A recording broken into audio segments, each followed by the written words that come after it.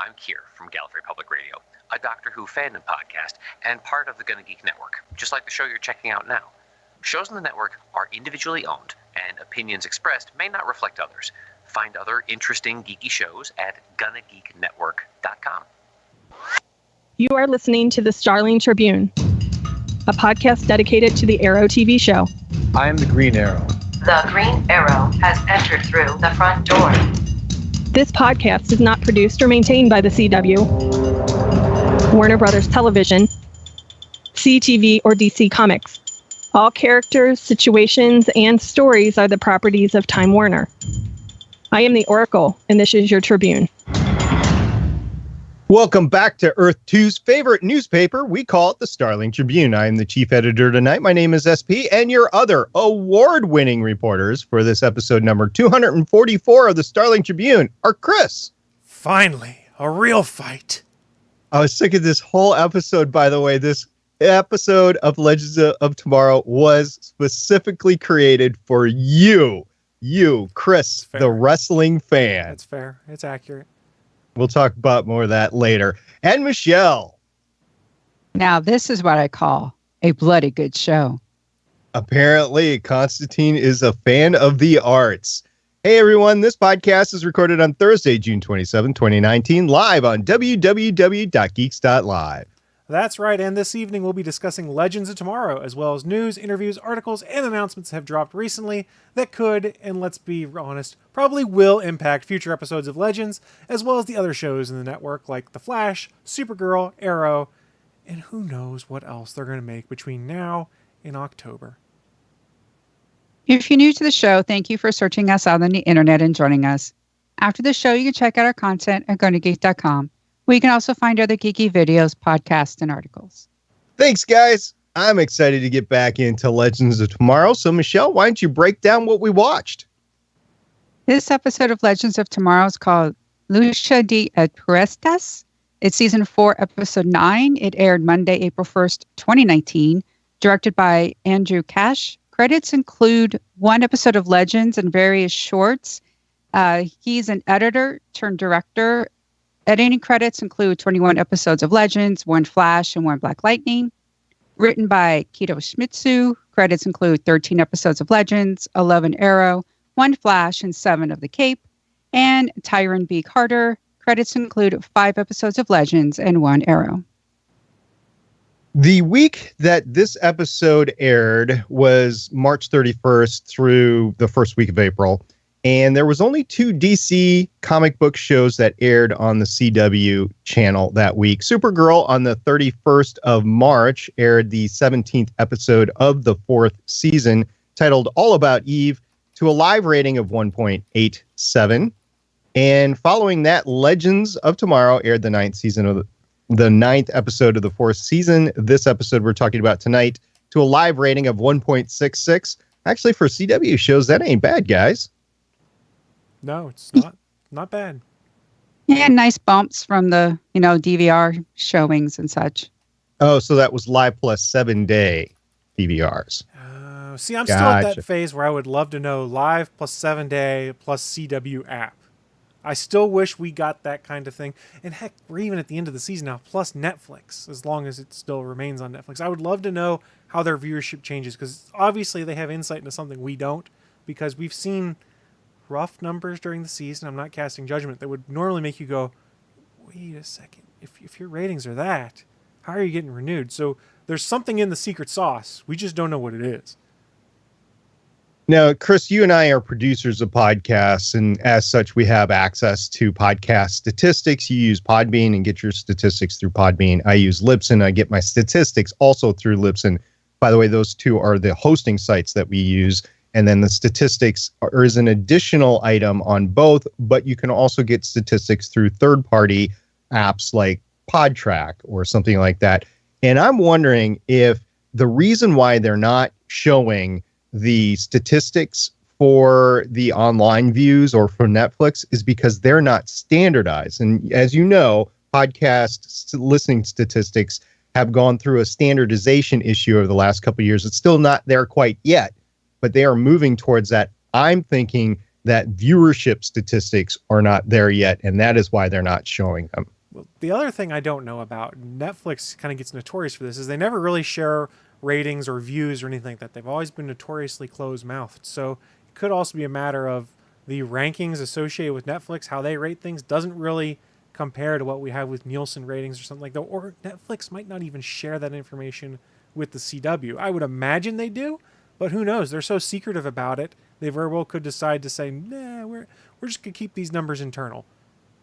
It's a good question, because I think you'd have to share the ratings in order to gauge how much money that either side charges each other. And I don't even know if Netflix gives money to CW or vice versa to have their shows on. That's a good question. I don't know. My understanding is they are paying the CW for this deal, similar to what Netflix was doing with that deal with The Office that the news broke today, that NBC is, when it has got the rights back to put The Office on their streaming platform. So people are melting down about the fact that you can't watch The Office on Netflix starting in 2020, I think it is, or 2021. You'll have to go buy the NBC service. So I think it all varies. People own these properties, put them up to bid in various places.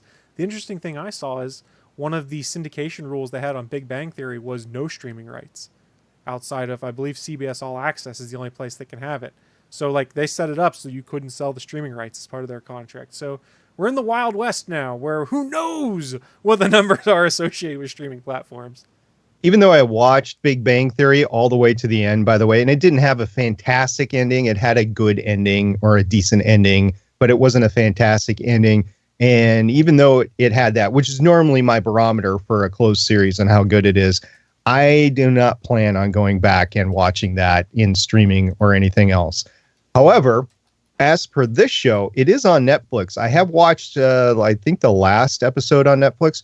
This episode, I happen to still have on the DVR. I hadn't blanked it from my DVRs yet. So I watched it this morning on the treadmill on the DVR, and I was noticing the difference because I have to fast forward through the commercials using my DVR versus Netflix.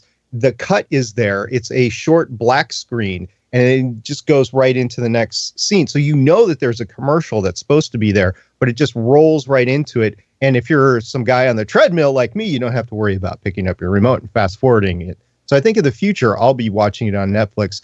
Michelle, I think you're watching this on Netflix, right? Yes, because it's easy for me to do the show notes on one screen while watching the show on my other computer screen. Makes sense. All right. I do the same thing. Well, Michelle, we usually start talking about the episode, not with the ratings or with the streaming rights, but with the overall theme for the episode, which we usually link to the episode name, which we have discovered is quite the process that goes on selecting the name in the writer's room. So what can you tell me about the overall theme as per the title? And I'm not even going to bother to say it. You said just such a good job of trying to say it before. I loved it. Well, we learned during the episode takes place in Mexico City with the Lucha Libre setting and culture. We find out that the Lucha de Apuestas is a special type of match where the loser takes off the mask. And in Lucha Libre, the mask, the persona is everything. So to get unmasked by losing a match, it's almost just like basically you're killing a character, you're killing some sort of entity. And we actually don't really get an unmasking in the ring. It's almost like outside of it. We see Mona getting a new side to herself. She basically unmasks her human side and a new side comes out. Hank's involvement with the cover-up is discovered, so we reveal another side of Hank. And Ava and Sarah have a series of arguments. And it's almost as though they really just have to finally crack that newlywed, the honeymoon phase of the relationship is over and the cracks have to, fall away, and their true views on this mission are intense, and it leads to a great dancing scene, but a horrible ending to the episode. It had that vibe of Mr. and Mrs. Smith when Brad Pitt and Angelina Jolie are doing the tango or whatnot. That same kind of thing where they're both kind of pissed at each other, but... It did, but we didn't get the great makeup sex scene afterwards. Well, that's for a later episode. Movies and TV, man, different paces. They got to stretch out the relationship drama. It's a CW show. We got probably like 2 or 3 episodes of relationship drama. You know, Michelle, you brought up a great point with Mona being on Mass this episode. I wanted to talk about Mona, but I didn't connect how it connected back to the actual title of the episode and the theme of the episode. So that is great. You know, we had it in the wrestling ring, but I didn't connect to Mona. So great connection there. Thank you for bringing that up with me because I didn't catch it. That's what I'm here for. Now, Chris, we got to talk about the wrestling part of things because you are a wrestling fan. I am a returned fan to professional wrestling. I had lapsed for many years, and I have talked about on other shows before where there is the new promotion called All Elite Wrestling that has sort of brought me back to enjoying these things again. So yes, it is fair to say I'm a wrestling fan. I am finding my footing again. Though, to be fair, never got a ton into Lucha Libre. I understand some of the tradition, but not all. Probably not most. Well, according to Constantine, the muscle memory will kick in at any point in time, and then you'll be good to do those backflips off the ropes. Yeah, you don't need to train at all to do stuff off the top rope. Not at all. Nope, not at all. And honestly, I don't know when they were using stuntman and when they weren't. Like, was the whole thing done with stuntman? I don't know. So with lucha masks on, you don't really have to know, though, for those guys that are in the ring, because as long as their body types look similar, and the one dude's wearing a full body suit and prosthetics, the other guy's wearing a mostly full body suit, you're good to go. It's the trickery of Hollywood. So I'll admit, professional wrestling has never tickled my itch. You know, I've never gotten into it. And I'm always curious for those people that are into it, what do they get out of it? Because it's just something that I don't understand. I'm missing that pro wrestling gene. So Chris, try to sell me on professional wrestling. Try to sell you. So I cannot use the standard line I would use, which is, it's a soap opera for dudes. Now, to be fair, that's sort of what the current product for WWE has turned into, is a lot more skits on the side, setting up crazy, weird storylines, and then matches that where the folks that are in them are fairly athletic. The match themselves are not like athletic and high flying. How I would sell you is I would say, hey, go watch some of the stuff from the most recent AEW pay-per-view, and they've put clips of it on YouTube. And it was how Cody Rhodes put it, as a buffet of wrestling. So whatever style you liked, they had it. They had the new school crazy jumps and doing flips off of top ropes and highly acrobatic stuff. They had the old school plotting fists and storyline based matches, and then hybrid mixes of that. So for me, it's, yes, I know wrestling is fake. And when I was a child, I didn't quite get wrestling was fake. And my dad enjoyed being like, that dude just spit a blood tablet out. I'm like, no, he didn't. Hacksaw Jim Duggan just got hurt. You shut up. He's in trouble. I didn't understand the fact that it wasn't real. But nowadays, you get some interesting story, but it's a different kind of athletics. Yes, the ending is choreographed and scripted, but the things that these guys do in the ring, it's kind of an art for some of the stuff. And when you look at moves they do, you go, how the hell can the human body do that? It's fighting based ballet almost. I don't know. I can't think of a great way to put it, but I really enjoy seeing how they mix the theatricality of working the microphone with the skill of actually performing a match and doing crazy maneuvers and stuff like that. And I like when I can forget that it's fake and be like, oh, who's going to win this? I have no idea. And not think about what all the wrestling dirt sheets say and things like that. It's just like, it's another sport for me to watch, even though I know the outcome is predetermined. Although some would argue the outcome is predetermined for bigger sporting events as well. Some might argue that. We'll not throw those accusations out on this podcast, though, at least not this week. I will say my little guilty pleasure, I guess, would be the reality show, The Deadliest Catch, because I will acknowledge that the boats are real. The fishing is real, although it's, produced and what they show it to you. But the scenes, like the crew interaction and what goes on, some of the families, the great thing about The Deadliest Catch is outrageous things happen to these people. So some of the stuff is not produced. It's actually true. But you could tell some of the stuff is true. Like, if you are a Deadliest Catch fan or have watched the show in passing before, the fishing boat, the Wizard, which has been on Deadliest Catch since the first season, matter of fact, it was one of the boats that was featured in the little special that created the show. The two brothers on the Wizard they got into a fight last season, and you could just tell it was totally made up. And then they just glossed over it at the beginning of the season because they had to get out of it some way, but they just glossed over it. And the reason that they glossed over it is a real world event happened, and their father passed away, and he was terminally with cancer. So they knew, the show knew this, and they knew they couldn't perpetrate the brothers going at each other. So I will say that. And I know family members get into the what do you call it? Non-scripted or scripted versions of, I guess, The Bachelor or Bachelorette. That's their thing. And some of those couples get married. Okay. But for the most part, it's just all drama and scripted and written, in my opinion, or produced or whatever they call it. So that's my guilty pleasure. Michelle, do you have any guilty pleasures like that?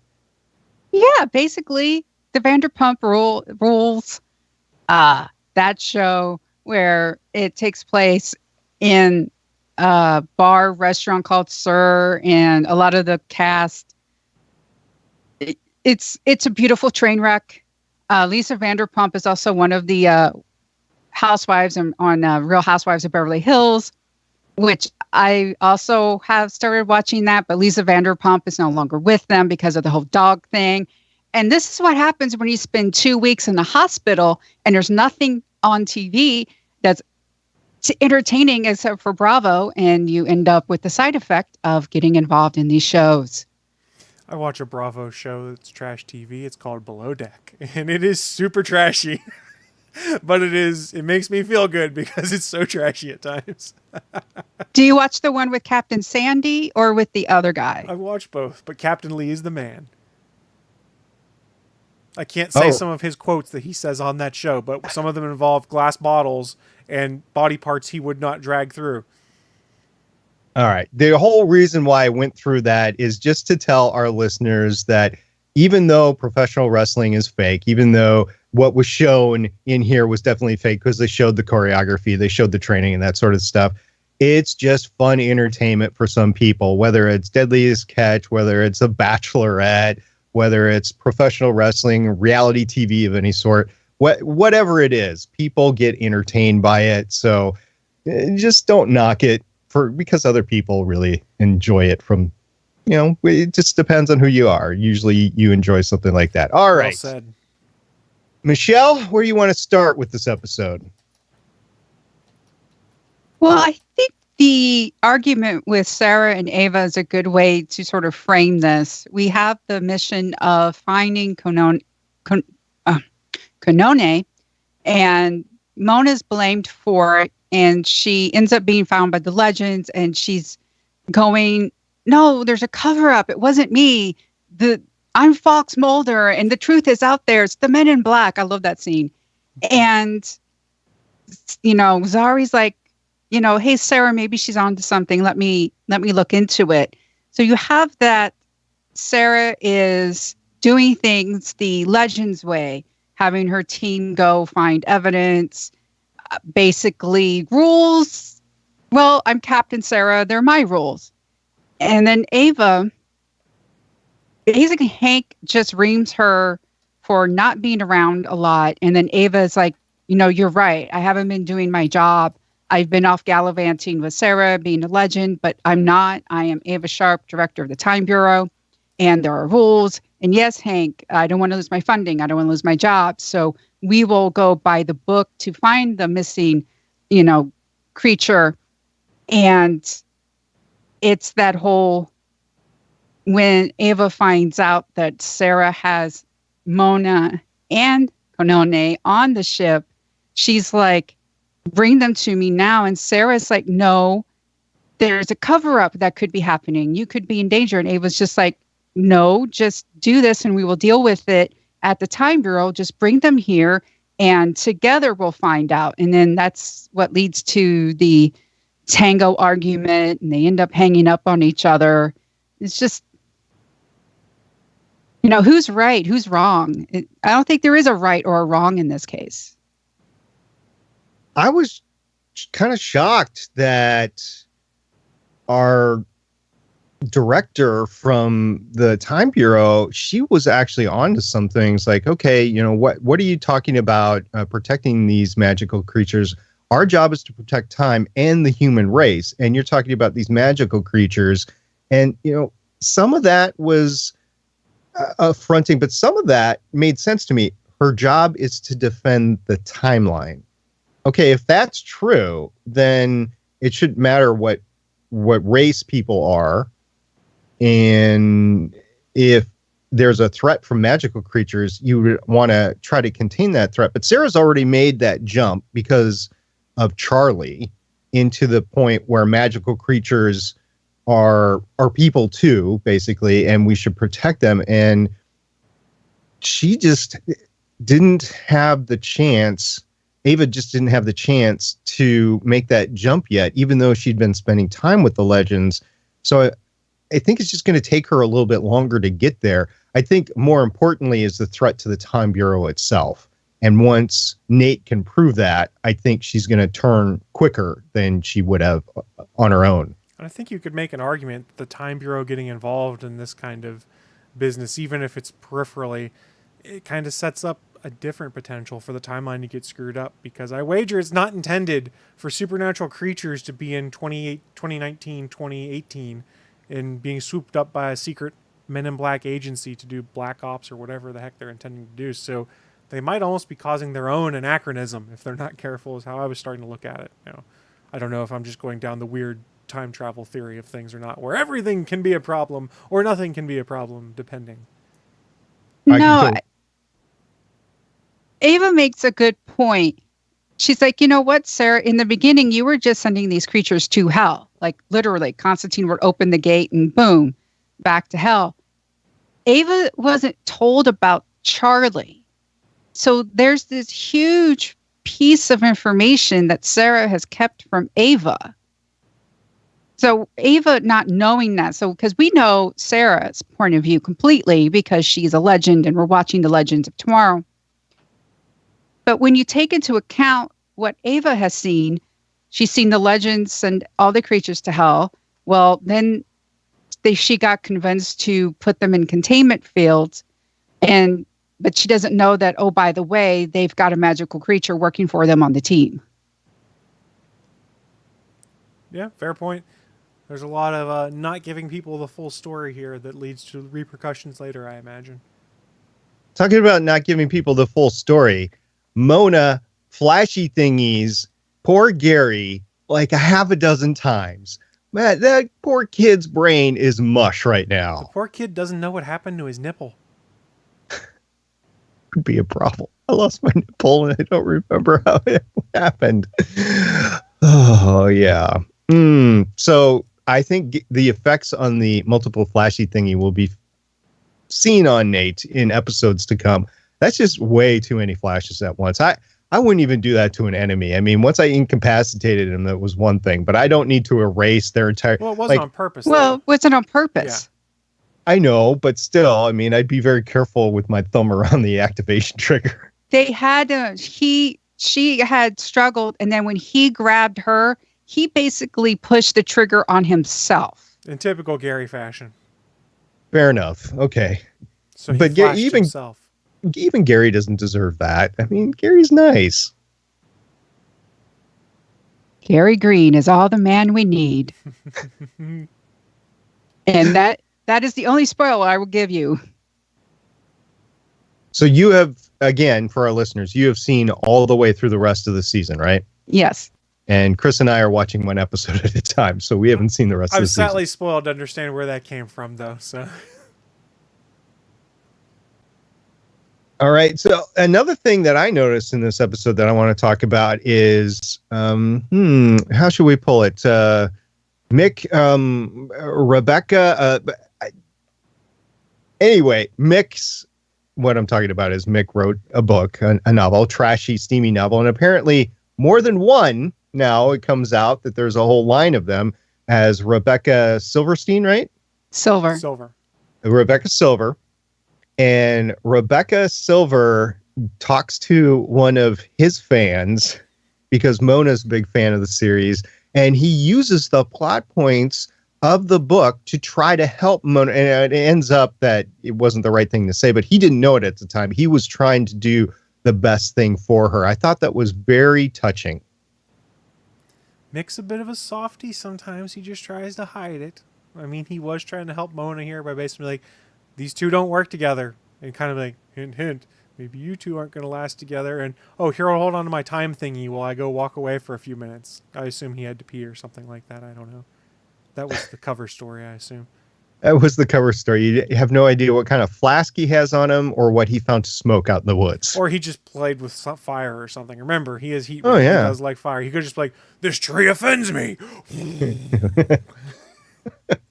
Yeah, especially since he didn't know that he was tranking Mona to begin with. I know. Ray's like, wait, you wanted to shoot her? That was funny. Also, Ray gets to be interim captain and completely disobeys his captain. Yeah. Yes, but he also creates a great card game. That's so totally not based on any card game phenomenon in the past, 7 years? Humanity does not recognize those cards that I'm against. Okay, well, anyway, I thought it was pretty neat. And if I ever saw a copy of that in the stores, I would buy it just as I would buy a Rebecca Silver novel. Exactly. But yeah, I liked how Ray was like, look, you have to understand, Sarah, we're here.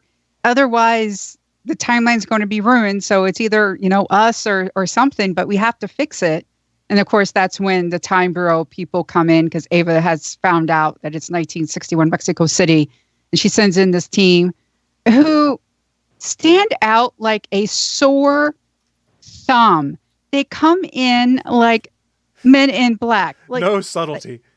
Like they don't even dress in like the outfits of the time.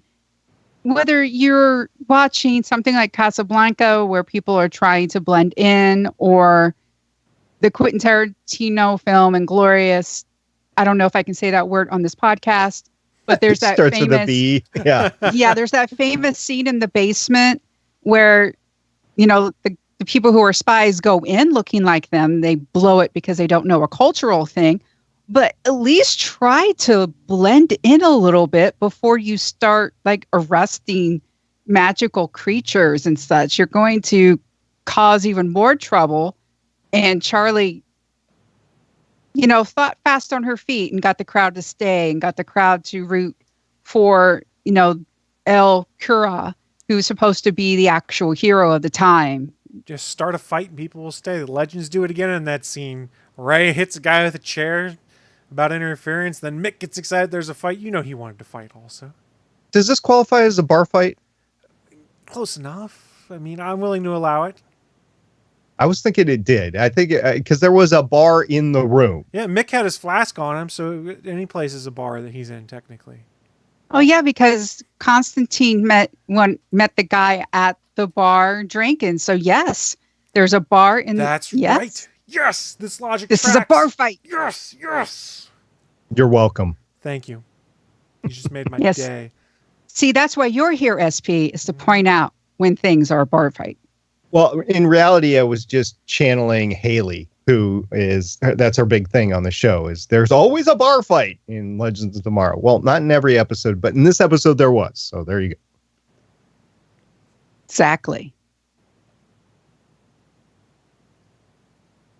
Well, is there anything else we want to talk about, SP?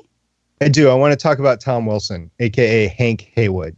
So we have behind-the-scenes knowledge, even Chris and I, who haven't seen the rest of this season, that behind the scenes, the writers, the creative team liked Tom Wilson, who plays Hank Haywood, as a good guy. And they were painting him as a very bad guy. And that hasn't turned yet, because in this episode, it is clearly attributing to him that he was doing some nefarious things. And I'm just waiting for that turn for the rest of the season to how Nate and Hank are going to gang up together and fix some deep, dark conspiracy. Because I can just see it coming based on that behind the scenes knowledge, and I can't wait to see it on the screen. Mm-hmm. That's fair.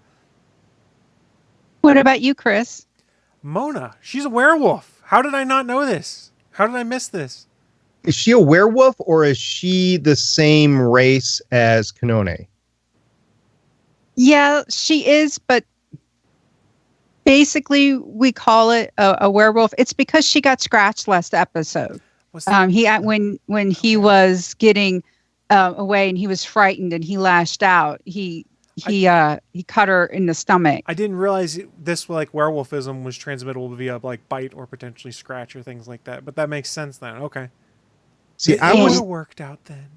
Yeah. See, yeah, it would have, right? So I was thinking that her parents were being very protective of her not to work for the Time Bureau because they knew that she was not human and that they didn't want her to put her at risk. That's where my mind was at the end of this without knowing that the scratch affected her. Yeah, it's the scratch. And they basically call it a werewolf because she will call that side wolfy. So just to make everything easy, they just say werewolf. That's great. I mean, Wolfie is a total Mona nickname. That is awesome. Yeah, I like it. Yes, you will get more of Wolfie throughout the rest of the season. The other thing that I would want to mention is that John Constantine, the last few episodes that we watched were the end of the first half of the season as we went into the mid-season finale and the multiple months break.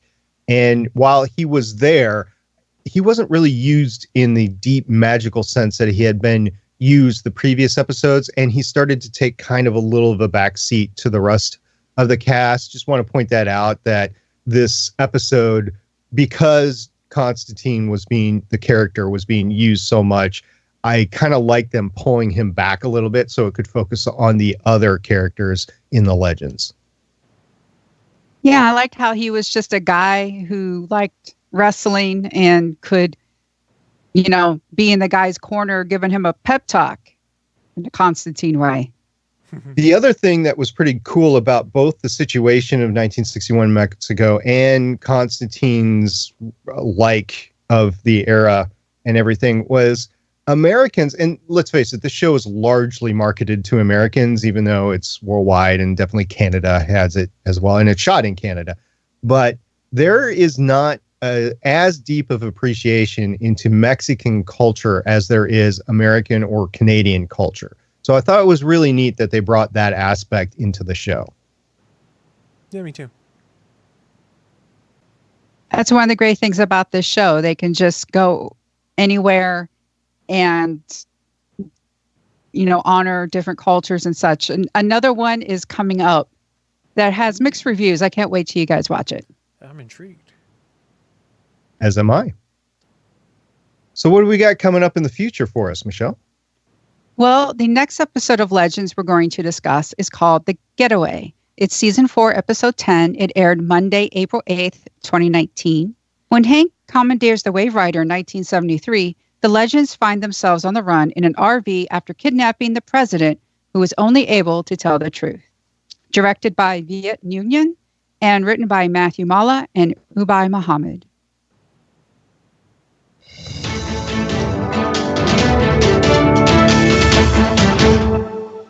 Live from the Starling Tribune main news desk on floor 52 of the Starling Tribune Tower, it's the weekly news roundup with award-winning news anchor Michelle Ely. And now, Michelle Ely. Thank you, Chris. We actually do have a few news items this week, and Chris is going to get us started about schedules. That's right. They have released the early schedule for fall premiere dates, so we can all go, ooh, how are we going to plot out what we're going to do to catch all these TV shows? So let's run through the premiere dates, which will give you an idea of when these shows are going to air. So we start on Sunday, October 6th, with the series premiere of Batwoman at 8 p.m. Eastern, followed up by Supergirl, 9 p.m. On Tuesday, October 8th, we have The Flash's season premiere at 8 p.m. It is the only superhero show that night, on October 8th at least. But moving forward to October 15th, we get The Flash at 8 p.m. and then Arrow's final season premiere at 9 p.m. So you have Flash and Arrow on Tuesday night. And then finally, Monday, October 21st, we get at 8 p.m. the new episode of All American, and at 9 p.m. Black Lightning's season premiere. So pretty stacked beginning of the season here, guys. Yeah, I got a question for you guys, and I know we talked about it before, but I missed it. Is Black Lightning going to be in the crossover this year? They haven't said. Yeah, as of right now, no. Okay. And then for the viewers that might not know, All American is not a DC comic book show. It's a high school football show, if I'm remembering correctly, or college football show. Yeah, that's my bad there. I thought it was, but I couldn't remember what it was, so I just powered through. I just put that in there so people would know that it's 8 p.m. All American, a non, superhero show followed by a superhero show. Interesting programming. It's the CW we talked about last year, how they had too much programming to fit on their schedule, and I think they're still in that same boat now. Even with opening up Sunday, it sounds like they've got too much programming, so you're going to get a lot of do a full run in the front half of the year, and then the back half of the year bring a new show on kind of thing, it seems. I'm noticing a show not there, though. Legends is going to be coming mid-season. Yep. That's too bad for them. And I guess that leads into the next news point, right? Yes. Coming up is San Diego Comic-Con, and WBTV announced the Arrowverse panel lineup. All of this takes place on Saturday, July 20th in Ballroom 20. At 10:30 a.m. to 11:45 is Batwoman pilot screening and Q&A. 3:30 to 4:15 p.m. Arrow special video presentation and Q&A. 4:15 to 5 p.m. Supergirl special video presentation and Q&A. 5 to 5:45 Black Lightning special video presentation and Q&A. And 5:45 to 6:30 p.m. The Flash special video presentation and Q&A. Michelle, I have a question. Yes. Where's Legends of Tomorrow at San Diego Comic-Con? Well, this brings us to my next little, news item. Tala-Ashi's Twitter account, who plays Zari. Well, we are Lotzers at Katie Lotz Army tweeted, disappointed to hear that Legends of Tomorrow won't be at this year's San Diego Comic-Con. And she replied, us not being invited to Comic-Con is the most on-brand Legends thing to happen us this week, in parentheses, year? That's fair enough. At least they have a sense of humor about it. What are you going to do? I mean, you still have to do fan service, so you got to make light. I mean, if she would have gone in, or any of them actually would have gone, and I would see like Dominic Purcell being prime for this, by the way, any of them would have gone in online and just railed against it. It would have come across as bitter and not fan service at all. It wouldn't. People that like the show wouldn't have been happy about it, and people that couldn't care less be like, oh, that's just a bitter cast member, I'm never going to watch that show. They got to be bitter. So I think this was a classy way to handle it, in my opinion, but I'm not a media guy. It's either laugh or cry, right? So let's have a laugh. I really think the Legends, actors probably have like their own little chat thing going on, and they're probably like, yeah, this is so us, isn't it? And they probably are like, yeah, yep. Mm-hmm. It's just, it's so bad because it is such a fun show. And I realize that not everybody's into it, but it is, for those of us that are into it, it's a fun show. Like the whole mid-season finale, that was awesome with the Puppets of Tomorrow. Chris, that was our favorite, right? Puppets of Tomorrow. I'm a sucker for a puppet episode. Just ask the creators of Angel when they did it in season 5.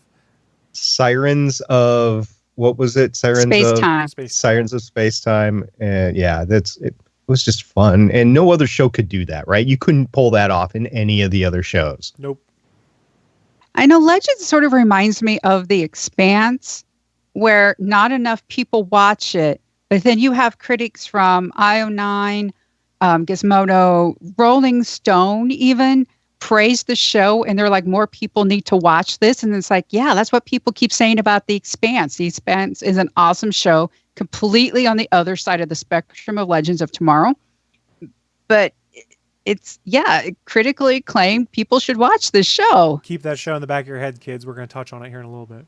Yeah, I'm going to touch a little bit on it right now. Okay, we're just going to talk about how great The Expanse is, because Jeff Bezos, right, the guy who's one of the richest guys on the planet, said, I'm going to save that show because that show is cool. That show is one of the best things on TV. And he stopped a meeting, called his TV production guys or his prime streaming guys and said, we're going to buy this show. And so they bought the show. I mean, it didn't happen that quickly, but that's in a sense what happened. So yes, The Expanse is so important that Jeff Bezos himself saved it. If you haven't caught it, go ahead, catch it again. I'll tell you guys one thing. I'm in the treadmill a lot now, just trying to get active again and try to rehabilitate my back and stuff like that. So I'm on it for an hour and a half in the morning. I've been watching a lot of TV as I do that because just the weather hasn't been all that great in the mornings around here to go out and walk or run or something like that. So I've been in my home theater level treadmill room, and I've been watching Man in the High Castle. I've been catching up on that, and that's a great show too. It's a little bit more in depth than a lot of the other shows, and it does have an alt history to it. But if you're into time travel, if you like Legends of Tomorrow, you're probably going to like Man in the High Castle. Anyway, the next show that I watch, and I'm going to mainline it from front to end because season 4 is coming out. I'm going to watch all of The Expanse in preparation for it, so I can't wait. Our next news item comes from Chris about Stephen Amell. Yeah, we always like to talk about Captain Amell on the show because he's a fun follow. He interacts really cool with his fans on Facebook and Twitter, and he was kind of amused by a clue that came up on Jeopardy, stating in his own tweet, "This is expletive you can't buy." What was the clue, folks? Well, the clue was this show, starring Stephen Amell as a billionaire who takes aim at crime, began in 2012. Get the point? That's right. Arrow in Jeopardy. So in the span of a couple of months, we've had Ming-Na on twice. We've had Stephen Amell on once. I honestly have not watched Jeopardy in a while, but this might get me to watch it again. All these clues for superhero stuff. That's true. And in our final piece, this is coming from the comic book side, and I'm bringing this up because I loved Vertigo. That's where I found Sandman and Constantine, so it does relate. DC Entertainment has confirmed that as of January 2020, Vertigo, renamed in part for last year's shakeup as DC Vertigo, will wrap up operations, as will the DC Zoom and DC Inc. YA brands. Replacing Vertigo, Zoom, and Inc. will be 3 new age-based labels for all of DC Comics content. DC Kids for readers aged 8 to 12, DC for readers 13 and above, and finally DC Black Label for readers 17 and above.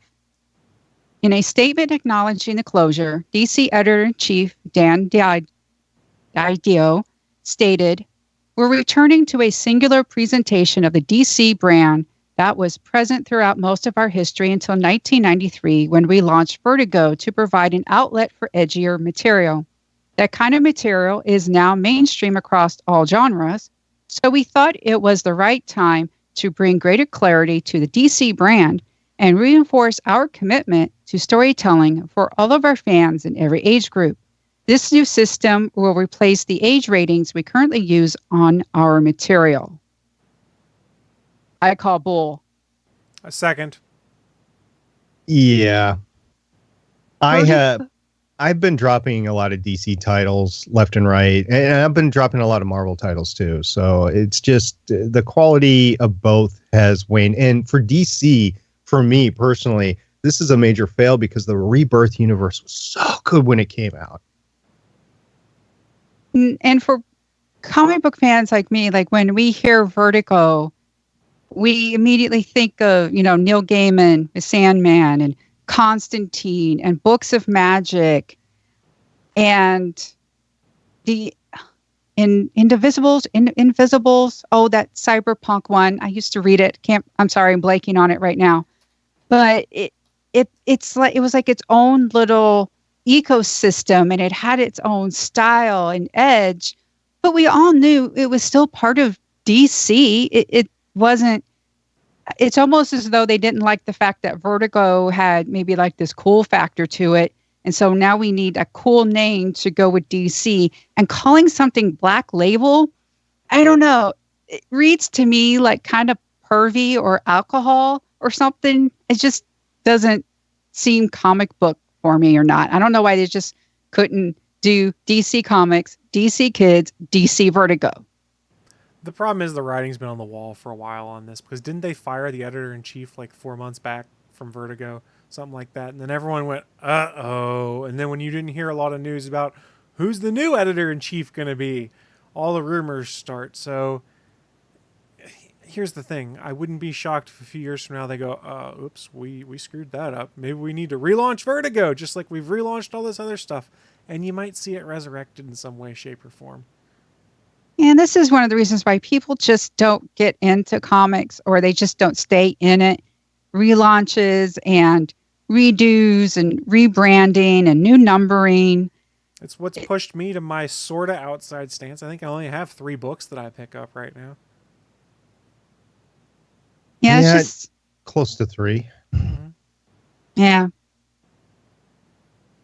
So that, I didn't want to end on a sour note, but I wanted to bring this up because, as I said, it really ties into, especially this season with its magical bent. This really is sort of kind of like right out of Constantine with its unique Legends flair. So I thought it would be relevant to discuss.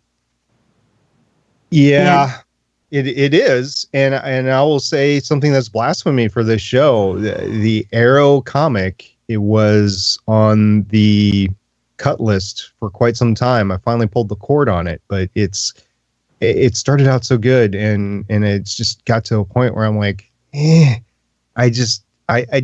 there's so much of my time and my money that needs to be divided amongst all of my hobbies and interests and, just life, keeping the house up, keeping the cars up, that sort of thing, that it was one of the things like, am I really going to read this, or is it just going to sit on the shelf until I finally box it up and never read it or something like that? And that's not what comics are for. Comics are to enjoy. So just give me a good comic, like Port of Earth. That's a good comic. It's not DC or Marvel, but it's a good book.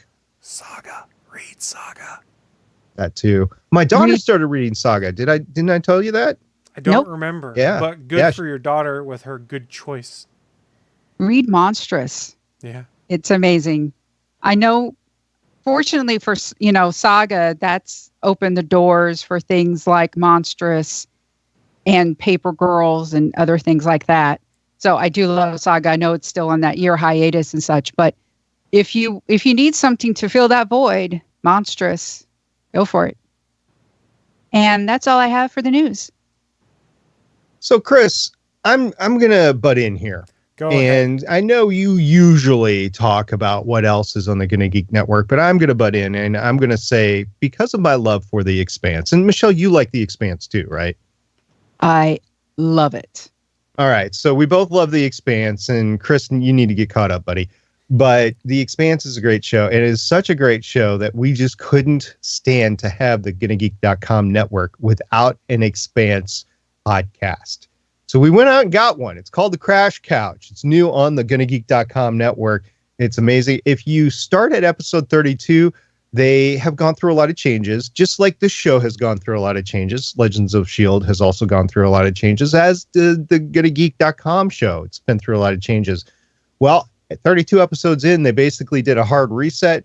They're keeping all the old episodes up, but will be continuing with a new crew and a new way of looking forward on things. And they give all their backgrounds, and they also go into a panel with Kaz Anvar.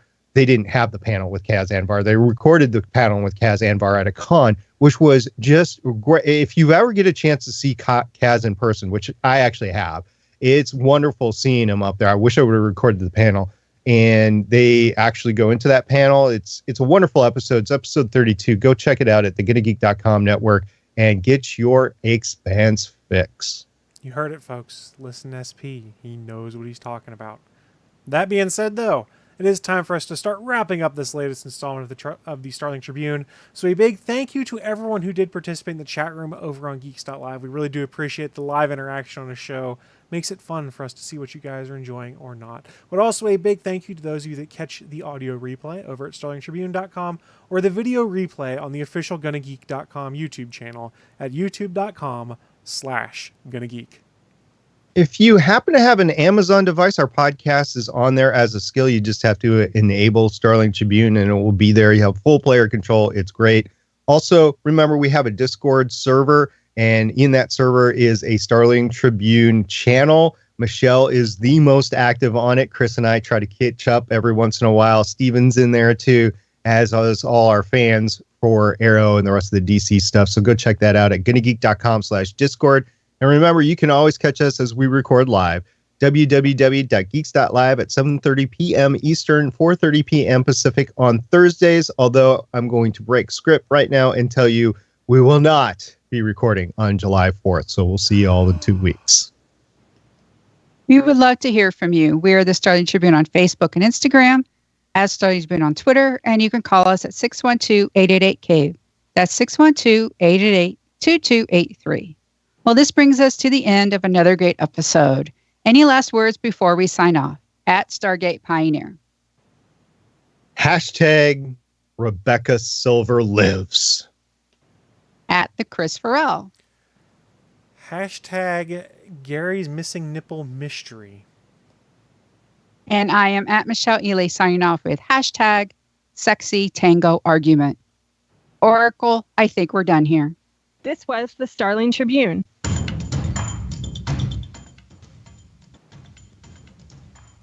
You can leave us feedback at gonnageek.com or check out our archive at starlingtribune.com. Visit gonnageek.com for more podcasts. Music by Kevin MacLeod can be found at incompetech.com. This podcast is not produced or maintained by the CW, Warner Brothers Television, CTV, or DC Comics. All characters, stories, and situations are the property of Time Warner. No infringement is intended. We will see you for the next episode of CW's Arrow.